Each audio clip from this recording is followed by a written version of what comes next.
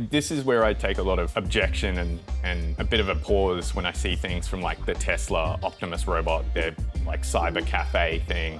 That's just and the thing that strikes me most is the pace of evolution. I started that product in 2023 and then pulled back from developing at the end of beginning of kind of 24. And the reality is that year, everything had fundamentally changed. And I think we're seeing these innovation cycles and these capability leaps happening ever increasing rates now. And I work in the space, I'm constantly up to date with the news, and it's just drinking from a fire hose consistently. It's interesting that you reached out while I'm building a robotic kitchen, because for background, I'm not a mechatronics engineer. However, AI has enabled me in the last 6 weeks to deep dive into this tech.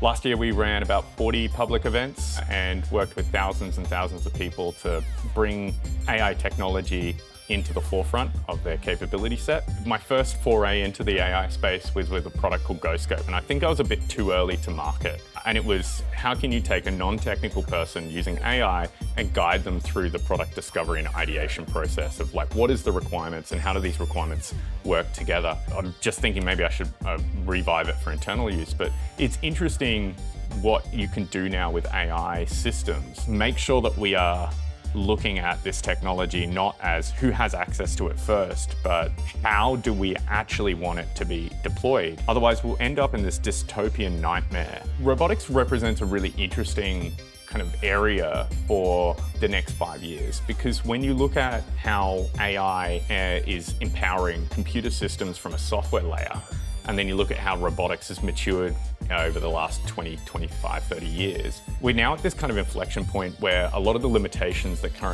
previously held back robotics from accomplishing complex tasks was that reasoning and that real world sensing. And if you look at one company, just look at NVIDIA and what they're doing with robotics and the open source, everything available online for free. The things that are coming out of NVIDIA is unbelievable. We're looking at world models in a really interesting way, in the sense that our goal with these robotic kitchens is not to replace restaurants. It's actually to go and solve a problem in the mining sector. Remote kitchens, very, very hard to staff. They incur a massive premium on their cost of employees flying them out there, paying the remote bonus salary. So a salary of a chef in a remote area could be as high as $180,000, where a comparable skilled chef here in Brisbane would be getting $90,000. So there's a big difference just based on the geography. My fundamental belief is edge computing will get to a point where they are building the world model as they're interacting with the environment, and they're simulating millions of times, hundreds of times or thousands of times before they perform an action. So if they're gonna go pick up a cup, they'll have done 100 simulations of picking up that cup before they attempt the task, but it might be imperceivable to us as humans. It'll just be happening so fast. Look at the immediate world and look at the broader world around you and say, well, where is the technology actually having an impact, and where will it most likely have an impact?